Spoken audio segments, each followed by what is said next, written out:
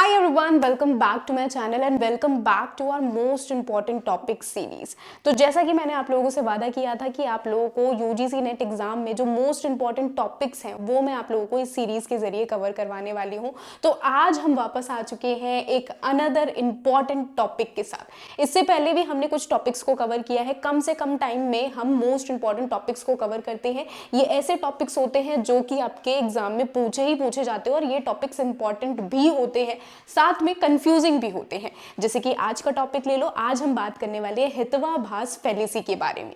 अब हितवाभास फैलेसी होती क्या है, कितने तरीके की होती है, एंड साथ में हम ये जितने भी टाइप्स हैं हम इनको कैसे ट्रिक के जरिए इन्हें याद कर सकते हैं, और बहुत ही ईजी एग्जाम्पल्स के जरिए हम यहाँ पर सारी चीजें कवर करने वाले हैं।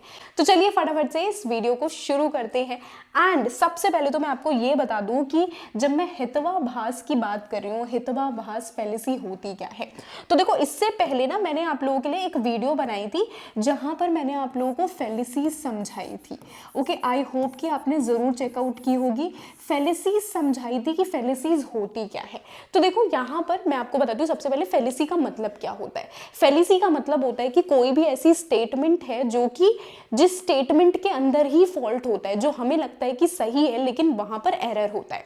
जैसे कि मैं आपसे बोल रही हूं कि मैं एक लड़की हूं, मैं एक लड़की की तरह दिख रही हूँ। क्यों दिख रही हूँ? क्योंकि मैं एक लड़की हूँ, इसलिए मैं लड़की की तरह दिख रही हूँ। तो ये क्या है? ये एक फैलेसी स्टेटमेंट है जो कि मैंने आपको यहाँ पर प्रोवाइड किया। तो ऐसे ही हमारे कई तरीके की फैलेसी होती है जो कि यहाँ पर कहलाती है। फैलेसी का मतलब ये होता है कि जो भी पर्टिकुलर स्टेटमेंट दी गई है, जो भी पर्टिकुलर सेंटेंस हमें देखने के लिए मिलेगा या स्टेटमेंट देखने के लिए मिलेगा, उससे हम कंक्लूजन तक पहुंच ही नहीं पा रहे हैं कि भाई कहना क्या चाहता है, तो वो हमारी फैलेसी कहलाती है। अब यहाँ पर जब हम हितवाभास फैलेसी की बात कर रहे हैं, तो हितवाभास एक ऐसी फैलेसी होती है जो कि हेतु की वजह से ये जनरेट होती है। अब हेतु क्या होता है आप ये बोलोगे, तो देखो मैं आपको बता दूं कि हमारे जब भी हम फैलेसी की बात कर रहे हैं तो हमारे तीन इंपॉर्टेंट टर्म्स आ जाते हैं। सबसे पहले आता है हेतु, जिसे हम कहते हैं मिडल टर्म। ओके, ये क्या होता है? मिडल टर्म होता है, जिसके जरिए, इस मिडल टर्म के जरिए हम कंक्लूजन तक पहुंचते हैं। ओके, देन आ जाती है हमारी मेजर टर्म, हमारी मेजर टर्म है, एंड देन आ जाती है हमारी माइनर टर्म। इसको क्या बोलते हैं हम? मेजर टर्म को हम बोलते हैं साध्या, इंपॉर्टेंट है याद रखना। माइनर टर्म को हम बोलते हैं पक्षा। ठीक है, माइनर टर्म को हम पक्षा बोलते हैं। अब हमें पता कैसे चलेगा मेजर कौन सी है, माइनर कौन सी है और मिडल कौन सी है? तो देखो, यहाँ पर एक स्टेटमेंट मैंने आपके सामने यहाँ पर लिखी है। ये स्टेटमेंट में आप देख सकते हो कि पहली स्टेटमेंट जो कि ये कहती है कि ऑल मेंस, ठीक है, फर्स्ट स्टेटमेंट कहती है कि सारे मेन जो हैं वो क्या है? मॉर्टल हैं, मॉर्टल हैं सारे मेन। दूसरी स्टेटमेंट कहती है ऑल सोक्रेटिस आर मेन। तीसरी स्टेटमेंट कहती है, ये कंक्लूजन है हमारा, जो थर्ड स्टेटमेंट में हम कंक्लूड कर रहे हैं यहाँ पर कि ऑल मेन आर मॉर्टल। देखो, सबसे पहले कहते हैं कि जो सारे मेन हैं वो मॉर्टल हैं, और सोक्रेटिस, ओके, सोक्रेटिस जो कि एक मेन है। ओके, तो यानी कि जब सारे मेन मॉर्टल हैं, जैसे मैंने यहाँ पर बोल दिया कि इस क्लास में, या मैं ये बोल रही हूँ कि जो एक बकेट है, बकेट के अंदर जितने भी कोई सा भी फ्रूट रखा हुआ है, बकेट के अंदर एक बकेट है, उसके अंदर मैंने 10 फ्रूट रखे हुए हैं। उसमें से मैं बोल रही हूँ कि जितना भी फ्रूट रखे हुए हैं वो सारे के सारे एप्पल हैं। तो मैं ये कह रही हूँ कि जब उसमें एप्पल है सारे के सारे, और साथ के साथ orange is also an apple, orange भी एप्पल है, तो यानी मैं ये कंक्लूड कर ले रही हूँ कि जितने भी फ्रूट है वहां पर वो सारे के सारे एप्पल भी होंगे, क्योंकि ऑरेंज को भी मैंने बोल दिया कि ऑरेंज भी एप्पल है। तो देखो, यहाँ पर हमें क्या पता चलता है कि जो हमारी स्टेटमेंट जो हमें कंक्लूजन तक लेकर जाती है, यहाँ पर मिडल मतलब हेतु कौन सा होगा? हेतु हमें देखने के लिए मिलेगा एक ऐसा टर्म जो कि कंक्लूजन तक पहुंचा रहा है और जो कि दो स्टेटमेंट में हमें नजर आ रहा है, जैसे कि सारे men are mortal and Socrates, all Socrates are men, सारे सोक्रेटिस मेन है, तो यानी कि and then all men are mortal. तो यहाँ पर कौन सी मिडल, कौन सी मेजर, कौन सी माइनर टर्म होगी, जरा ये देख लेते हैं। सबसे पहले तो all men are mortal, mortal यहाँ पर क्या हो जाएगा कि सारे के सारे जितने मेन हम यहाँ पर बात कर रहे हैं, ये सारे के सारे मेन क्या है? मॉर्टल है। ओके, मॉर्टल का मतलब क्या होता है? ओके तो यहाँ पर जो मिडल टर्म है वो क्या हो जाएगी, मिडल टर्म हमारी सॉक्रेटिस हो जाएगी, ठीक है। Middle term is no Socrates middle term नहीं होगी, माइनर टर्म हो जाएगी, ठीक है। माइनर टर्म हमारी सॉक्रेटिस हो जाएगी। मेन क्या कहलाएगी हमारी, मेन मेन मेन, ठीक है। जो हमें तीनों जगह हमें नजर आ रहा है वो क्या नजर आएगा, मेन यहाँ पर क्या कहलाएगी, मिडल टर्म बन जाएगी। ओके मिडल टर्म हमारी मेन हो जाएगी और इसे ही कहते हैं हम हेतु। ओके जो पहली स्टेटमेंट जहां पर हमें मॉर्टल देखने के लिए मिलेगा ये हमारी मेजर टर्म है जिसे हम कहते हैं साध्या, ठीक है। ये हमारी मेजर टर्म है जिसे हम कहते हैं साध्या। माइनर टर्म कौन सी हो जाएगी, सॉक्रेटिस हमारी यहाँ पर माइनर टर्म हो जाएगी। तो ये हमारा कुछ ये इस तरीके का स्ट्रक्चर होता है मेजर मिडल माइनर टर्म का, जो कि आई होप कि आपको समझ में आ गया होगा। अब क्योंकि जो हमारी फैलेसी है, हितवाभास फैलेसी, ये कैसी होती है, ये ऐसे होती है कि हमारी जो हेतु है, जो मिडल टर्म है उसी में ही फॉल्ट होता है, जिसकी वजह से ये फैलेसी होती है। ओके यानी कि हमारी जो मिडल टर्म है उसी में कोई ना कोई खराबी रहेगी, जिससे क्या होता है, जिससे कि हेतु होने का आभास हो रहा है या गलत हेतु है और हेतु की वजह से हम कहाँ तक नहीं पहुँच पा रहे, हमारा जो कंक्लूजन है वो क्या आ रहा है, कंक्लूजन गलत आ रहा है या कंक्लूजन तक हम पहुँच ही नहीं पा रहे हैं। हेतु का मतलब होता है कि ये हमें एक रीज़न देता है कि पर्टिकुलर स्टेटमेंट क्यों करेक्ट है। तो हम जब कंक्लूजन तक पहुँच ही नहीं पा रहे हैं तो ये क्या कहलाएगा, हमारा हितवाभास कहलाएगा। लेकिन यहाँ पर ज़रूरी नहीं कि एक ही तरीके से हम कंक्लूजन तक नहीं पहुँच पा रहे, बहुत अलग अलग तरीके होते हैं जिसके ज़रिए हम कंक्लूजन तक नहीं पहुँच पाते हैं। तो यानी कि अब हम बात करते हैं कि हितवाभास के टाइप्स कौन कौन से आ जाते हैं। तो देखो सबसे पहला हितवाभास का टाइप आता है हमारा सव्य विचारा। सव्य विचारा जिसका मतलब क्या होता है, fallacy of irregular middle term हम इसे कहते हैं। ये एक ऐसी फैलेसी है जिसमें क्या होता है, हेतु हमारा इरेगुलर होता है जिसकी वजह से जो कंक्लूजन है वहां तक हम नहीं पहुंच पाते हैं। अब फैलेसी मतलब समझ नहीं आया कुछ, तो चलो मैं समझाती हूँ। अब देखो हमें जैसे फॉर एग्जाम्पल यहाँ पर क्या है, पहली स्टेटमेंट है the mountain has fire because it has tree. यहाँ पर क्या होता है, सव्य विचारा का मतलब ये होता है कि हमारा जो स्टेटमेंट होगा वहाँ पर जो हेतु होगा, हेतु जो होगा यानी कि हमें जो रीज़न प्रोवाइड किया जाएगा, जो रीज़न होगा वो इतना बुरा रीज़न होगा कि हमारी जो कंक्लूजन है, हमें कंक्लूजन मिलेगा ही नहीं कि आखिर हम कंक्लूड क्या करें। अब जैसे कि यहाँ पर क्या है कि माउंटेन में आग लगी हुई है, आग इसलिए लगी हुई है क्योंकि वहाँ पर ट्रीज हैं, पेड़ है इसलिए वहां पर आग लगी हुई है। तो क्या ऐसा पॉसिबल हो सकता है कि पेड़ों के होने से क्या आग लग जाती है? नो। तो ये हमारी कौन सी फैलेसी कहलाएगी, ये हमारी सव्य विचारा फैलेसी बन जाएगी, जहां पर होता क्या है कि हमारी हेतु ही गलत है। हेतु ही यहाँ पर क्या होता है, विचारा हेतु। आपको ऐसे याद रखना है कि विचारा हेतु, हेतु ही गलत हो गया, तो जिसकी वजह से हम कंक्लूजन तक नहीं पहुंच पाए। तो हेतु ही जब आपको स्टेटमेंट में गलत नजर आएगा तो वो हमारी सव्य विचारा विचारा हेतु हो जाएगा। तो ये पहली स्टेटमेंट, पहला इरेगुलर हेतु की वजह से आता है।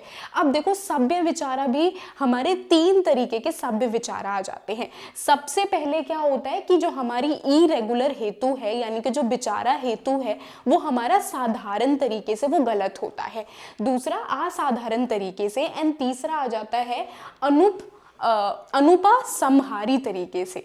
तो देखो जब साधारण तरीके से जो गलत होगा तब हमें क्या देखने के लिए मिलेगा कि साधारण में यहाँ पर साध्या मौजूद होगा। साध्या मैंने आपको बताया कि मेजर टर्म को हम साध्या कहते हैं, तो यहाँ पर साध्या मौजूद होगा। साध्या मेजर टर्म जब भी हमें देखने के लिए मिल जाए कि मेजर टर्म भी मौजूद है यानी कि साध्या भी मौजूद है और साथ के साथ क्या मौजूद है, हेतु भी मौजूद है, तो वो क्या बन जाएगा, हमारा इरेगुलर साधारण हेतुवाभास बन जाएगा हमारा। ओके तो देखो जैसे कि हमारी स्टेटमेंट क्या दी गई है, स्टेटमेंट में कहते हैं यहाँ पर कि this smoke fire because it is smoky. ठीक है, दिस हैज फायर, ये जो आग है इसमें से क्या निकल रही है, बेसिकली स्मोकी है, इस वजह से ये आग है। ठीक है, कोई एक पर्टिकुलर धुआं निकल रहा है, तो जहां भी धुआं होता है तो हमें पता है धुआं है तो आग है, तो धुआं निकल रहा है तो दैट मीन्स कि ये क्या है, फायर है। देन उसके बाद ही चलो ठीक है, यहाँ तक तो हम करेक्ट मान रहे हैं, जो हमारा साध्या है वो करेक्ट है यहाँ पर। लेकिन जब हम देखेंगे कि पहली स्टेटमेंट के बाद दूसरी स्टेटमेंट क्या कह रही है, बट जो स्मोक मशीन है प्रोड्यूस स्मोक विदाउट फायर, यानी कि बात किसकी की जा रही थी, बात की जा रही थी स्मोक मशीन की। तो स्मोक मशीन में से स्मोक निकलती तो है लेकिन उसमें से आग नहीं निकलती है, उसमें से फायर नहीं निकलती है। सो दैट मीन्स कि यहाँ पर सिर्फ और सिर्फ स्मोक है, यहाँ पर फायर नहीं मौजूद है। तो आप देख सकते हो कि पहले साध्या की वजह से हमें लगा स्टेटमेंट सही है, जिसकी वजह से हमें लगा ये तो साधारण है, लेकिन फिर वो क्या बन गया, वो साधारण ने ही हमें धोखा दे दिया और यही तो है फैलेसी।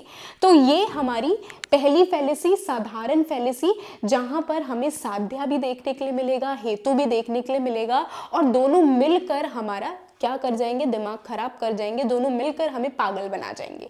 तो ये याद रखना है आपको, साधारण यानी कि साध्या है, हेतु है, और दोनों मिलकर जो स्टेटमेंट है, पहले जो सही लग रही है स्टेटमेंट बाद में गलत हो जाएगी।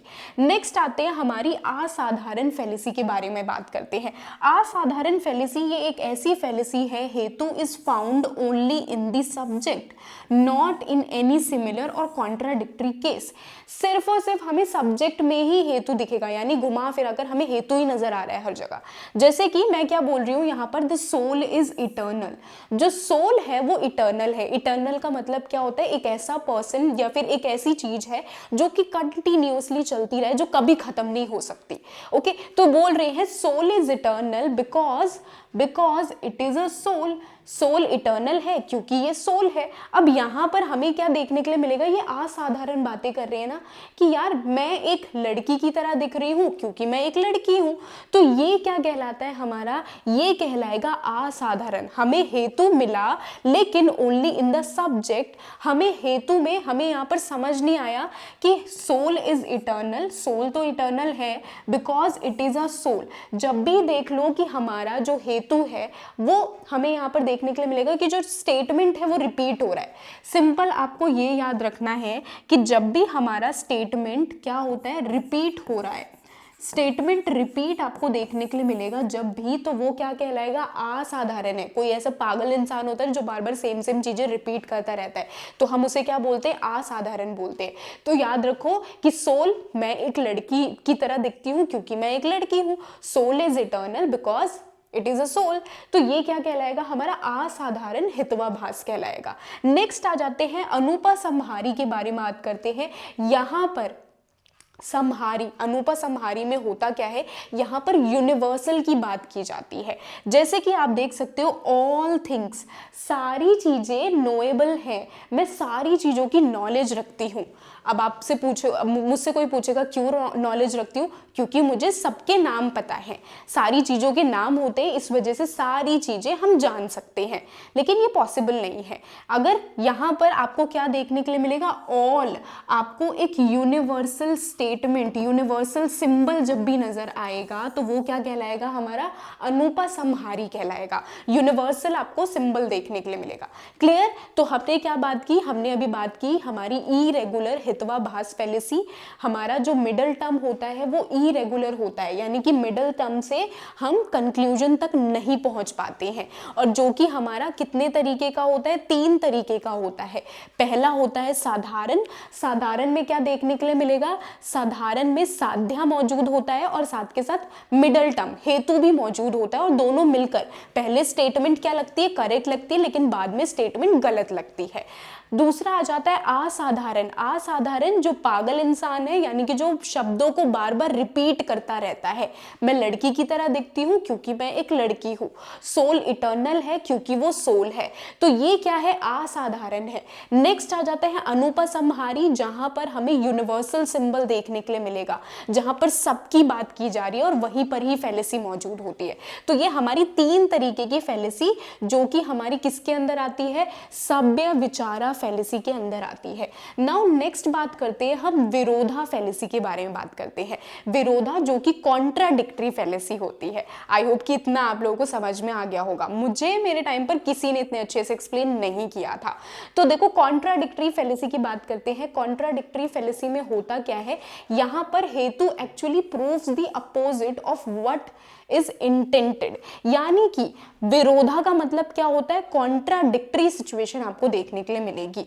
ओके, जो साध्य है उसके अपोजिट आपको देखने के लिए मिलेगा। जैसे कि जो स्टेटमेंट 1 है वो जो भी कह रही है उसके अपोजिट में आपको बिकॉज के बाद जो भी सिचुएशन है वो उसके अपोजिट देखने के लिए मिलेगी। जैसे कि साउंड इज इटर्नल, साउंड क्या है, इटर्नल है। इटर्नल का मतलब यानी कि ऐसी चीजें जो कंटिन्यूअसली बहाव में बहती चले जाए, जो कि जैसे हमारी सोल है जो कि हम देख नहीं सकते हैं, जो कि हम टच नहीं कर सकते, इनविजिबल है, लेकिन कहीं ना कहीं हमें पता है।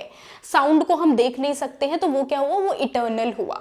तो ये बोल रहे हैं कि साउंड इज इटर्नल, ठीक है, हमें लग रहा है कि ठीक है, और साउंड इटर्नल है, ठीक है, बिल्कुल करेक्ट बोल रहे हो, बिकॉज ये प्रोड्यूस होता है।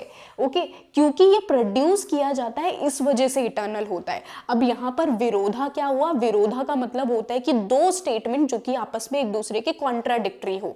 अब देखो इटर्नल का मतलब क्या होता है, इटर्नल का मतलब एक ऐसी चीज की बात करें जो इनविजिबल है, जो जिसकी शुरुआत कभी भी होती है, हमें नहीं पता कि वो कहाँ से अब जैसे हमारी सोल है, क्या आपको पता है कि हमारी सोल का कब जन्म हुआ, वो तो आपको पता है ना कि एक सोल की जो ईयर होती है 100 साल तक वो सोल चलती है, हमारे मरने के बाद सोल नहीं मरती, सोल जिंदा रहती है। तो यहाँ पर क्या होती है, soul is eternal because it is produce, लेकिन जब जैसे ही हम बोल रहे हैं क्योंकि वो प्रोड्यूस हो रही है, प्रोड्यूस का मतलब क्या होता है, जो भी चीजें प्रोड्यूस होगी वो एक दिन जरूर एंड होगी, है ना। तो यानी कि हमें क्या देखने के लिए मिलेगा कि एक तरफ तो हम बोल रहे हैं इटर्नल और दूसरी तरफ इसके कॉन्ट्राडिक्टरी में हम पुट कर रहे हैं प्रोड्यूस्ड। तो ये दोनों आपस में मैच नहीं कर रहे हैं। ये दोनों जब आपस में मैच नहीं कर रहे हैं तो ये क्या कहलाएगा, हमारा विरोधा फैलेसी कहलाएगा। Clear, contradictory situation, contradictory words होंगे तो वो विरोधा होगा। एक तरफ बोल रहे हैं साउंड इज इटर्नल, दूसरी तरफ कह रहे हैं क्योंकि वो प्रोड्यूस होता है, तो प्रोड्यूस होता है तो डेट मीन्स कि वो नॉन इटर्नल कहलाएगा, इटर्नल नहीं होगा। तो ये आ जाएगा हमारा। ओके, ये हमारी विरोधा हितवाभास फैलेसी आ जाती है। चलो नेक्स्ट हम बात करते हैं विरोधा में हम और क्या चीजें बात कर सकते हैं, जैसे कि एक और एग्जाम्पल हम देख लेते हैं। दूसरा एग्जाम्पल है यहाँ पर फायर इज हॉट, जो आग है कभी टच करके देखा होगा तो वो क्या होती है, हॉट होती है। तो fire is hot because it is a substance. अब देखो यहाँ पर क्या है, एक तरफ तो हॉट है और दूसरी तरफ क्या है, सब्सटेंस है।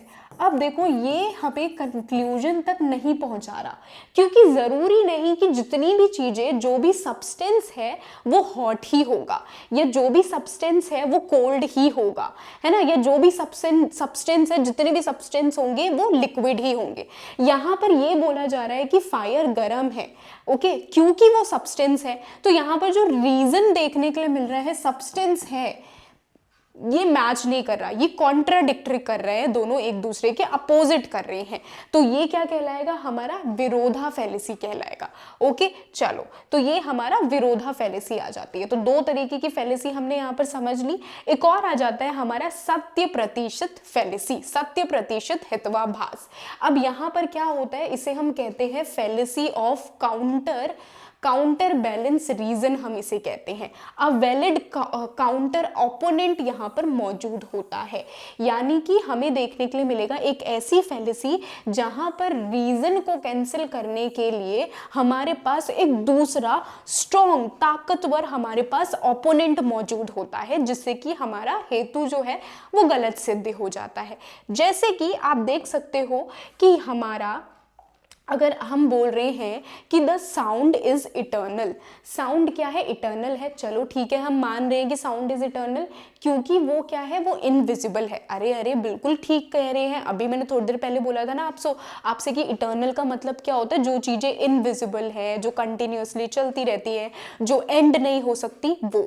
लेकिन अगर मैं ऐसे बोलूँ कि सोल इटर्नल है क्योंकि वो इनविजिबल है, तो यानी कि जितनी भी इनविजिबल चीजें होंगी क्या वो सोल कहलाएंगी? नो। तो थोड़ा सा हमें वो लग रहा है। ओपोनेंट हमारा क्या कहता है, ओपोनेंट, मैं तो ये बोल रही हूँ, चलो ठीक है ये स्टेटमेंट एक बार को हम करेक्ट मान ले रहे हैं। दूसरा ओपोनेंट, दूसरी स्टेटमेंट हमारी ये आ जाती है कि the soul is non eternal. Soul non eternal नहीं है। सोल क्यों नॉन इटर्नल नहीं है? क्योंकि ये इनविजिबल है। ओके, एक तरफ कह रहे हैं कि सोल इटर्नल है क्योंकि इनविजिबल है, दूसरी तरफ सोल नॉन इटर्नल है क्योंकि ये इनविजिबल है। तो हमें क्या नजर आ रहा है कि इन दोनों के बीच में क्या हो रहा है, एक स्ट्रॉन्ग कॉम्पिटिशन इन दोनों के बीच में चल रहा है। यहाँ पर हेतु कौन सा है? इनविजिबल यहाँ पर हेतु है। और हमें ये नहीं पता कि जो भी चीज इनविजिबल होगी, जो भी चीज इनविजिबल होगी, क्या हम उसे इटर्नल कंसिडर करेंगे या फिर हम उसे नॉन इटर्नल कंसिडर करेंगे, है ना। तो हेतु अब इन दोनों के बीच में फंस गया है। तो ये क्या कहलाएगा? सत्य प्रतिशत। सत्य प्रतिशत हित्वाभास फैलेसी की हेतु ना इधर जा सकता है ना हेतु उधर जा सकता है, तो ये सत्य प्रतिशत हो जाएगा। ओके, नेक्स्ट बात करते हैं। अब देखो नेक्स्ट फैलेसी हमारी क्या आ जाती है? नेक्स्ट फैलेसी आ जाती है हमारी बाध्यता हित्वाभास फैलेसी। ये एक ऐसी फैलेसी है जिसे हम बोलते हैं कॉन्ट्राडिक्टेड रीजन की वजह से ये फैलेसी जनरेट होती है, यानी कि जो हेतु होगा वो कॉन्ट्राडिक्टेड रहेगा। अब जैसे कि आप देख सकते हो बाध्यता फैलेसी, ये हमें यहाँ पर सबसे पहले आपको देखने के लिए मिलेगा कि कॉन्ट्राडिक्टरी में एक स्ट्रॉन्ग प्रमाण मौजूद होगा। स्ट्रॉन्ग प्रमाण मौजूद होगा, वैलिड सोर्स ऑफ नॉलेज यहाँ पर मौजूद होगा, विच इज पक्षा। पक्षा का मतलब क्या था? हमारे वैलिड सोर्स ऑफ नॉलेज होते हैं, जहां पर पक्षा का मतलब क्या होता है? एक ऐसी बात करते हैं, एक ऐसी वैलिड सोर्स ऑफ नॉलेज है जो कि हम सेंसेस से हम पहचान सकते हैं। यानी कि यहाँ पर जो यहाँ पर हमें देखने के लिए मिलेगा, एक तरफ एक ऐसी स्टेटमेंट है जो कि करेक्ट लग रही है, लेकिन दूसरी तरफ एक ऐसी स्टेटमेंट रहेगी जो कि पक्षा को सपोर्ट करेगी, सॉरी प्रत्यक्ष को सपोर्ट करेगी। प्रत्यक्ष न्याय में valid means of source consider किया जाता है। एक ऐसा सोर्स है जहां पर हम क्या करते हैं, हम अपने सेंसेस के थ्रू हम नॉलेज गेन करते हैं। जैसे कि मैं बोल रही हूँ, मेरी आंखें जो चीजें देखती हैं या मेरी नाक ने, मेरे कान ने जो भी चीजें सुनी है, मैं बोल रही हूँ कि Apple is tasty. Apple red colour का होता है, तो हाँ एप्पल रेड कलर का होता है। एप्पल ग्रीन कलर का होता है, हाँ कुछ कुछ एप्पल ग्रीन कलर के भी होते हैं। एप्पल पर्पल कलर का होता है, क्या एप्पल पर्पल कलर का होता है? नो, ये तो इनकरेक्ट है, क्योंकि यहाँ पर जो प्रत्यक्ष है, यहाँ पर जो इनफेरेंस है, वो इसे गलत साबित कर रहा है। तो यहाँ पर हमें क्या देखने के लिए मिलेगा? स्टेटमेंट में हमें प्रत्यक्ष की मौजूदगी देखने के लिए मिलेगी। ओके, जैसे कि हम यहाँ पर बोल सकते हैं, जैसे कि हमारा क्या है, बाध्यता, ये आ जाएगा। बाध्यता में क्या होता है हमारा? बाध्यता पे जैसे कि आप यहाँ पर एग्जाम्पल मैंने पुट किए हैं, एग्जाम्पल में हमारा क्या आ जाता है कि फायर इज कोल्ड। फायर क्या है? आग क्या है? कोल्ड है। क्यों? क्योंकि वो एक सब्सटेंस है, इसलिए उसे कोल्ड बोला गया है। क्या फायर कोल्ड है? लेकिन नहीं, हमने तो बचपन से हमेशा से देखा है कि फायर क्या होती है, फायर हॉट होती है सबसे पहले तो, और अगर कोई भी सब्सटेंस है तो इट डजंट मीन्स कि वो कोल्ड ही होगी या वो गर्म ही होगी या ठंडी ही होगी, है ना। तो ये चीज आपको देखने के लिए मिलेगा। दूसरा आ जाता है sun does not give light. Sun light नहीं देता। अरे क्या बात कर रहे हो यार, सूरज तो लाइट नहीं देता, तो कौन देता है आखिर लाइट? तो यानी हम डेली देखते हैं कि यार सन उगता है और वो लाइट देता है। क्यों नहीं देता? क्योंकि वो राउंड शेप में होता है, इसलिए लाइट नहीं देता। तो आपको यहाँ पर ऐसी चीजें, ऐसी स्टेटमेंट्स देखने के लिए मिलेगी जो कि यूनिवर्सली सबको पता होंगी, है ना। यानी ऐसी स्टेटमेंट देखने के लिए मिलेगी जो कि इनफेरेंस में आती होगी, है ना। इनफेरेंस प्रत्यक्ष में आती होंगी, जो कि आप अपनी सेंसेस के थ्रू पता लगा पाओगे कि ये सही है या गलत है। तो ये क्या कहलाएगा, हमारे बाध्यता कहलाएगा। ओके, बाध्यता आपको ऐसे याद रखना है। नेक्स्ट हमारी एक और आ जाती है हमारी, जिसे कहते हैं असिद्धता या असिद्ध हम बोलते हैं। असिद्ध ये क्या होता है, एक अनप्रूवन या फिर हम कह सकते हैं अनस्टेब्लिश हेतु यहाँ पर होता है। यहाँ पर जो हेतु होगा, जो रीजन बताया जाएगा वो डाउटफुल रहेगा या वो रीजन ही नहीं रहेगा। जैसे मैंने आपको क्या बोला कि मैंने एक पर्पल कलर का एप्पल देखा है, क्या पर्पल कलर का एप्पल होता है? नहीं होता।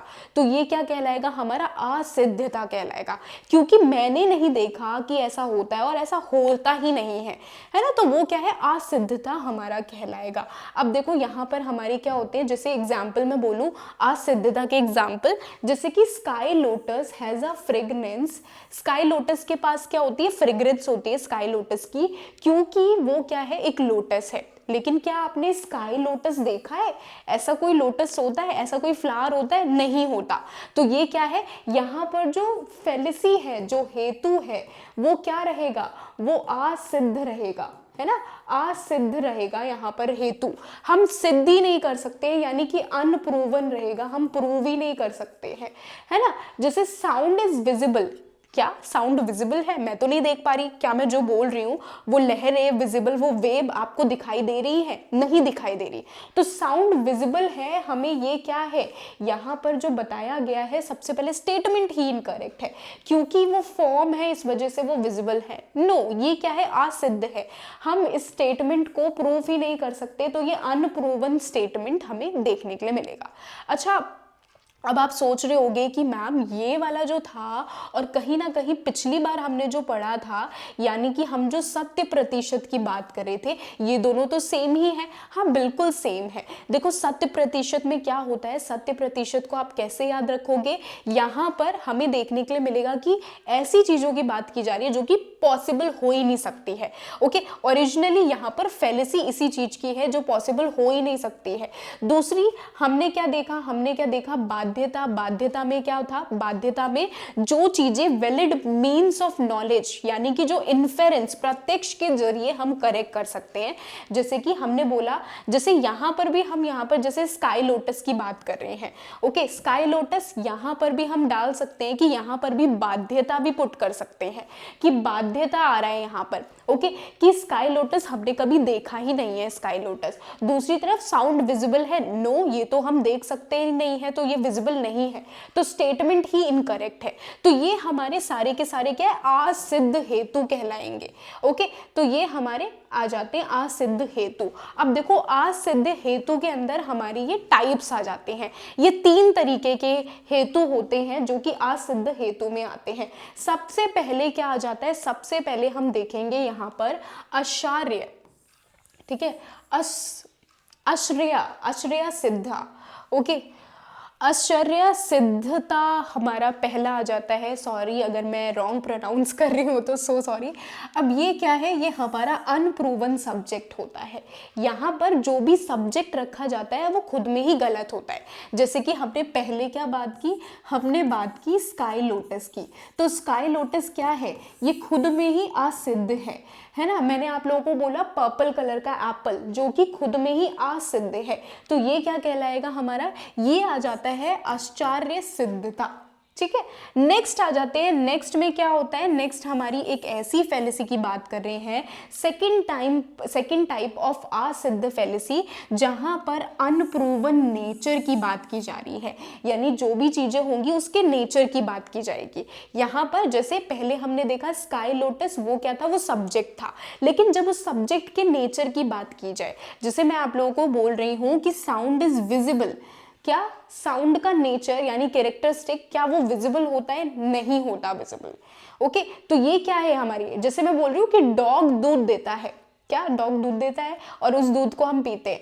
नो, क्यों, वो तो नेचर ही नहीं है डॉग का, तो यानी जो नेचर है वही गलत होगा, है ना। तो ये क्या कहलाएगा हमारा सेकंड टाइप ऑफ असिद्धता fallacy. Then third type of असिद्धता फेलिसी, जहां पर अनप्रूवन ऑब्जेक्ट यहाँ पर मौजूद होंगे, यानी ऐसे ऑब्जेक्ट जिनको हम प्रूफ ही नहीं कर सकते हैं। जैसे कि soul has weight like the body, क्या सोल के पास वेट होता है बॉडी की तरह? नहीं होता। तो ये क्या है, हम प्रूव ही नहीं कर सकते हैं। दूसरा, smoke has the hill has smoke, जो हील है वहां से धुआं निकल रहा है। क्यों धुआं निकल रहा है? बिकॉज वहां पर फायर लगी हुई है। नो, अगर धुआं निकल रहा है और वहां पर जरूरी नहीं है कि आग लगी हुई है तभी धुआं निकल रहा है, मे बी किसी का घर होगा वहां पर और वहां से धुआं निकल रहा है ना। तो ये हमारी क्या कहलाएगी? ये हमारी थर्ड टाइप ऑफ असिद्धता कहलाएगी। आई होप सो कि आपको ये सारी हितवाभास फैलेसी क्लियर हो गया होगा और आपको समझ में आ गया होगा। मेक श्योर कि आप, अगर आपको स्टिल कोई डाउट रहता है तो आपको क्या करना है, फास्ट फॉरवर्ड मोड में आपको इस सेम वीडियो को दोबारा से प्ले करो, सारी चीजें दोबारा से समझो। हितवाभास फैलेसी बहुत ही इंपॉर्टेंट है, इससे क्वेश्चन भी पूछे जाते हैं, तो बहुत ही इंपॉर्टेंट टॉपिक है। ये टॉपिक जरूर से जरूर कवर करो। इसके साथ ही एक और चीज मैं आपको यहाँ पर मेंशन करना चाहती हूँ, आप लोगों ने मेक श्योर कि मेरा जो चैनल है वो जरूर विजिट किया होगा। आपको क्या करना है, आपको वीडियो वाले सेक्शन में जाओगे, आप स्क्रॉल डाउन करो और यहाँ पर सबसे पहले तो आईसीटी का वन शॉट मैंने पुट कर रखा है, ये देख लो। और इसके साथ ही कुछ टाइम पहले मैंने यूजीसी नेट हायर एजुकेशन का एंशिएंट वैदिक एजुकेशन जो है उसका भी वन शॉट पुट किया था, वो भी जरूर चेकआउट कर लेना। और इसके साथ ही जो मोस्ट इंपॉर्टेंट टॉपिक्स है, आप देख सकते हो कि millennium and sustainable development goals के बारे में बना रखे हैं। फैलेसी का वन शॉट, ये आपका वीडियो है जहां पर मैंने इनफॉर्मल और फॉर्मल फैलेसी को डिस्क्राइब किया है। ये वीडियो जरूर देख लेना क्योंकि इससे भी क्वेश्चंस पूछे जाते हैं। एंड आपको ये वीडियो कैसी लगी ये नीचे कमेंट करके जरूर बताना, क्योंकि आपके कमेंट से, आपके लाइक से मुझे मोटिवेशन मिलती है ताकि मैं आप लोगों के लिए ऐसी ही इंपॉर्टेंट एंड इंफॉर्मेटिव वीडियोस बनाती रहूं। मेक श्योर कि हमारे टेलीग्राम चैनल को जरूर चेकआउट करो, वहां पर आपको फ्री में नोट्स एंड पीडीएफ्स मिल जाते हैं। बाकी मिलते हैं हम अपने नेक्स्ट क्लास में, नेक्स्ट वीडियो में। नेक्स्ट वीडियो आपको किस टॉपिक पे चाहिए ये भी आप नीचे कमेंट करके बता सकते हो। Bye bye everyone, have a great day. Bye bye, all the very best. Bye bye.